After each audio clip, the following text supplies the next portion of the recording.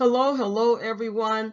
We are covering chapter 4 of I Am a Church Member, discovering the attitude that makes the difference. And so we are now in chapter 4. I will pray for my church leaders, chapter 4. And so it's Thursday morning, and Pastor Mike has a clear calendar, an aberration in his busy schedule. Actually, the calendar is not really clear. He has set aside time to finish his sermon for Sunday. The Bible is open. Study aids are nearby. He begins to study. Then the phone rings. His assistant tells him about a car accident involving a family in the church. The ambulance are already on the way to the hospital. Mike leaves all his study material on his desk and jumps into the car. On the way to the hospital, his assistant calls him again. The entire Godsey family of 5 were in the car. None are seriously hurt except Gary, the father and husband of the family. His condition is grave. Pastor Mike walks into the emergency room. The family has just been told that their father and husband did not make it. They see their pastor and they run to him sobbing, in total shock. Mike is there for them. He stays with the entire family for 3 hours until he is certain enough people are around to care for them. He stops by his home to see his wife and grab a quick sandwich. It is now afternoon. He's not sure if he can return to his sermon preparation, but he knows he must. He must fight the emotional exhaustion of the morning and finish the message. But as he walks back to the church, his assistant apologetically tells him that 2 people need to speak with him. They consider it urgent. Mike meets the 2 men. One of them is the worship leader of the church. He is struggling with his ministry and is considering giving up. For 2 hours, Mike listens, consoles, and attempts to encourage the staff member. The next visitor then catches Mike off guard. George is one of the key lay leaders in the church. Mike considers him a friend and an incredibly vital person in the overall leadership of the congregation. George struggles to speak. My wife is having an affair. There are no words for 5 minutes, just tears and sobs. Mike stays with George for over 2 hours. They pray together and talk about next steps. It's nearly 5 o'clock in the afternoon. They pray together, and Mike is too drained to attempt to get back to his sermon. Instead, he begins to look at his crowded email box. He cringes when he sees one of the senders of an email, but he cannot stop himself from opening the message. It's from one of Mike's most frequent critics in the church. She has 2 complaints. The first irritation was something he said in last Sunday's sermon. The second complaint addressed Mike's failure to visit her sister-in-law who had minor outpatient surgery yesterday. The woman is not a member of the church, and Mike knew nothing about the surgery. Pastor Mike shuts the laptop cover and moves to his car slowly. He'll stop by the house to grab a quick bite to eat. Then he needs to check on the Godsey family. He will stay with them for a while, but he must leave prior to 7:30 when he is to give the invocation for a local high school basketball game. Several people corner him at the game, so he doesn't get home till after 9 o'clock. He goes to his small study in his home, shuts the door, and begins to cry. Gary Godsey, the father and husband who was killed in the car accident, was Mike's best friend. This was the first chance Mike had to grieve.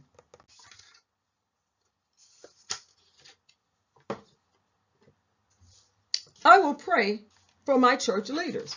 Now, praying for your church leaders, pray for the pastor and other church leaders.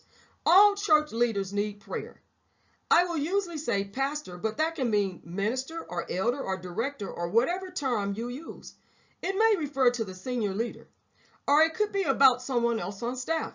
The point is that we church members must pray for our church leaders. The previous story is true. All I did was change some names. Such is the life of a pastor. His day is filled with mountaintops and valleys. He is adulated. Now, adulated could mean there is a high reverence. They either love him and go all out for him, or castigated, where they want to find fault. They want to criticize him. They want to reprimand him because he's not doing enough or they think he's falling short. And that's what happens when a pastor is adulated by some and castigated by others. You either love him or you don't.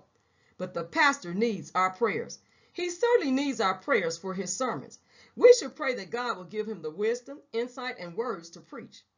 It is an incredible task to speak and preach the word of God every week again and again.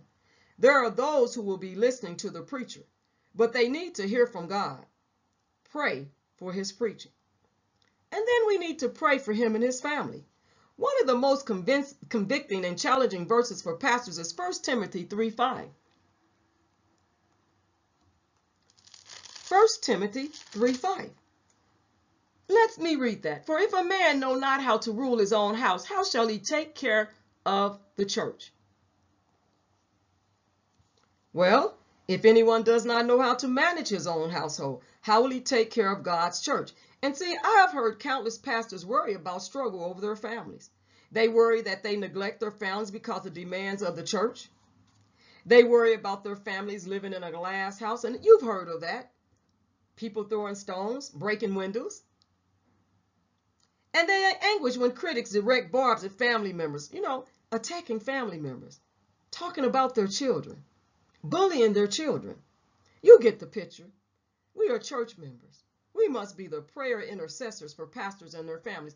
And you know what intercessory prayer is. It's standing in the gap. It's praying for other people in truth and in sincerity and being genuine and praying for them. And then there's few families face the kinds of pressures and expectations as the families of pastors. Pray for the pastor's family. And then we need to pray for his protection. See, these words from the Bible about the qualifications of the pastor, the overseer, these words are not exhaustive. There are other passages regarding his qualifications.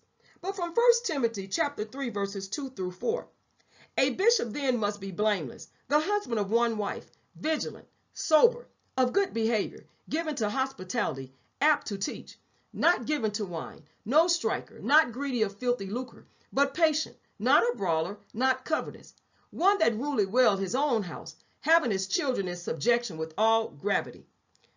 Now, in this passage, 1 Timothy chapter 3, verses 2 through 4, a pastoral overseer must be blameless. See, the prospective overseer must be blameless, and the Greek word is anapilymptos. Now, literally meaning not to be laid hold of. See, this has to do with proven observable conduct that is blameless in marital life, family life, social life, and business life. No overseer should have a justifiable charge of immorality or misconduct against him.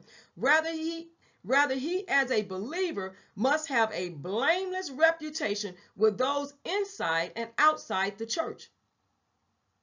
And verse 7 says, moreover, he must have a good report of them which are without, lest he fall into reproach and the snare of the devil. And see, having not marred his Christian life with serious sin or immorality by habit or incident, he therefore can be a godly example of young and old to follow. And then he cannot be given to wine. It is obvious, and this is from the Old Testament and even the New Testament alike in Scripture, that no believer, much less a spiritual leader, should be given to drunkenness. See, this does not appear to be Paul's point, because Apostle Paul, that's not his point. However, the phrase paranon, that's a Greek word, from me, meaning not, and paranos, a compound meaning at, by, near, next to, or with wine, is literally translated not by, near, or with wine, or not being beside wine. In other words, an overseer should not be enticed by fermented wine.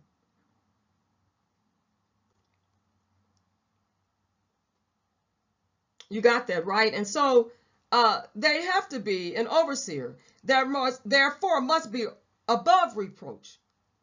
Not blameless, above reproach. The husband of one wife, self-controlled, sensible, respectable, hospitable, an able teacher, not addicted to wine, not a bully, but gentle, not quarrelsome, not greedy, one who manages his own household competently, having his children under control with all dignity. Woo, that's a long list, you guys. That's a lot, right? That is so much. See, there is also the ruler over his own house is a key qualification for the candidates desiring the office of overseer is faithfulness in marriage and family relationships. He has to be faithful in his family and relationships of one wife. Not out there participating in adultery and immorality. And we've seen some of the pastors that been shown up in the news that have been doing some things they should not do, right? Well, the above reproach part is an accomplishment. If you can accomplish as a pastor above reproach. Now, the word reproach means to find fault. So to be above reproach means to be above finding fault. So while the pastor is certainly not expected to be perfect, he is to have a reputation above most everyone else. When people in the community speak or think about the pastor, the thoughts and words should be positive and encouraging. Now that's quite an expectation to hold. Do you agree? On top of that, the pastor must maintain good self-control. He must be sensible, respectable, and hospitable. He must be a good teacher. He must be gentle and not argumentative. He must not be greedy. And to add just a little more pressure, his family must reflect a healthy Christian family. Now, do you see why church members must pray for the pastor's protection? In that list of qualifications of a pastor in 1 Timothy chapter 3, the 7th verse puts it all in perspective. Moreover, he must have a good report of them which are without, lest he fall into reproach and the snare of the devil. I read that to you, right? Well, the overseer or prospective overseer must have a good report. And that's with two groups, right? The insiders, the church members, and then the outsiders, which are non-believers or not church members. He must have a good report with those people. Because the thing about that is, those type of people, the outsiders of the church, his reputation should be in keeping with one who helps govern the church and represents the gospel of Christ. And I want you to know that a lot of outsiders of the church who are not members or non-believers are the most critics. They will talk, gossip, spread rumors, make up stuff, show up, watch you. They'll do a lot of things. Attack you, say you're not doing what you need to do. They will do so many things, outsiders, and you have to be careful with that, even the insiders, but mainly the outsiders that are looking from the outside, looking in from the outside, right? And so the outsiders in that verse 7 refers to the unbelievers who are not a part of the church, as I was saying. In that context, the verse mentions the devil's trap. There's a devil's trap in that, right? So let's not move past those words too quickly. The devil is obvious. He is the literal chief among all demons. He is real. He is powerful. But in a rare use of the word, the verse speaks of the devil's trap. If we understand the full implications of that word, we wouldn't hesitate to pray for our pastor's protection. A trap is something that is set intentionally. It means that the devil has devised a plan to bring the pastor down. He has set a trap. It means that the devil sees the pastor as a threat. And one of his highest priorities is to take him down and take him out. And the text is clear. The nature of this trap will be temptation where the pastor's reputation will be harmed. We shouldn't be surprised. We should not be surprised. Then, when we hear about a pastor's moral failure, we shouldn't be surprised. Because if we're not praying for the pastor genuinely, in truth and honesty for the pastor, we shouldn't be surprised of the moral failure. Yeah, we will be grieved and heartbroken, but not surprised. See, the devil is setting traps for pastors. He's been setting traps forever. Always, every day, all the time, the devil is setting traps for pastors and leaders. And anything he can do to bring harm to the pastor's reputation, he's going to do it. The devil and his minions will not stop at nothing. Greed, adultery, anger, addiction, to catch the pastor in his trap. See, we don't want to give the devil an open door, because the devil will find an opening and enter in. He will slide in just like a snake, sliding in, sliding in. And if there is anything that the pastor is doing, adultery, guess what's going to happen? It will be exposed. Anger, yelling, screaming, cursing.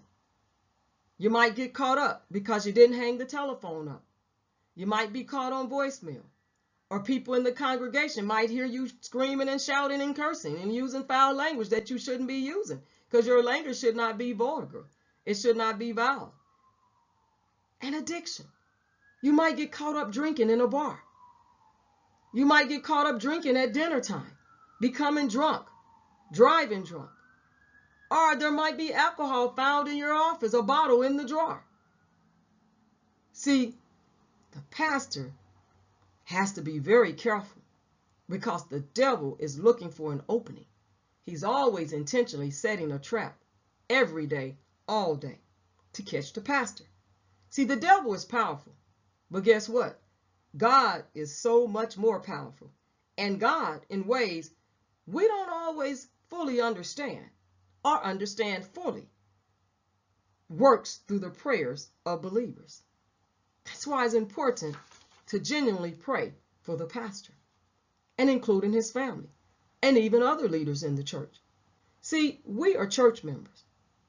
We will pray for the protection of our pastor and other church leaders. We will do all we can through prayer to keep our pastor out of the devil's trap. And then we need to pray for his physical and mental health. Serving and leading a church well expends all of a pastor's energy. He is on call every day and every hour because the demands are so great on him. The pastor often neglects his own health and well-being. While no one is invulnerable to sickness and accidents, we can pray for the protection of our pastor's health. We should also pray for our pastor's mental health. In this regard, I'm not referring to the opposite of mental sickness as I am to wisdom. The pastor has to make dozens of decisions each week that require discernment and wisdom. He needs wisdom to know what to preach and teach and how to present God's word. He needs wisdom dealing with us church members each week so he can best discern how to respond to the plethora of demands upon him.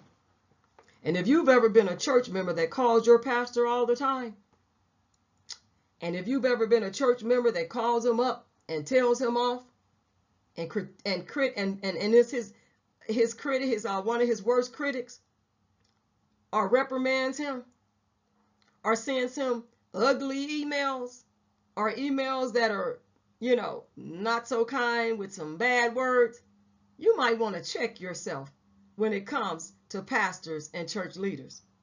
See, we who are church members should pray for the health of our pastor. But I'm going to add something. We ought to pray for the health of the church as well, praying that each one love one another so as God has loved us in the church. Because we would definitely have a revolution if we had more healthy churches that operated in love. See, because a pastor, he will feel stress and pressure every day. And we can pray that he will experience the peace that only God can give him. See, can nobody give you peace except for God? And so that's why we need to pray for the pastors, their families, and leaders. And let's look at the fourth pledge. Let's look at what it requires in the fourth pledge. This pledge requires discipline, but it does not necessarily require a lot of time. In fact, I have been asking church members for years to pray 5 minutes a day for their pastors. Some started praying for their pastors first thing in the morning. Others wove it into their work schedule, during breaks or lunch. Still others prayed for their pastors with their spouses in the evening. As church members, we must be willing to pray for the leaders in our church. Without our ongoing intercessory prayer, our churches will not be healthy. And intercessory prayer is standing in the gap for others and praying for one another or other people, in truth, spirit, and being genuine when you pray for others, wanting for their protection, wanting for them to be healed, wanting them to be protected from the devil, praying for their uphill, not their downfall, but praying for their uphill. And just pray for 5 minutes a day. Again, can you imagine that it would be a revolution for the healthiness of the church if all churches were healthy? And that is all, just 5 minutes a day. Sure, you can pray longer if you like. Francis Mason, who is in heaven now, prayed for me an hour a day when I was a pastor. But you can start with 5 minutes. Will you pray 5 minutes every day for the leaders of your church or for the leaders in your church? That's what Mr. Rainer Tom, the author of this book, is saying. Will you pray 5 minutes every day for the leaders in your church? So let's look at the actual fourth pledge that you can sign. I will pray for my pastor every day. I will understand that the pastor's work is never ending. His days are filled with numerous demands that bring emotional highs and lows. He must deal with critics. He must be a good husband and father. Because my pastor cannot do all things in his own power, I will pray for his strength and wisdom daily.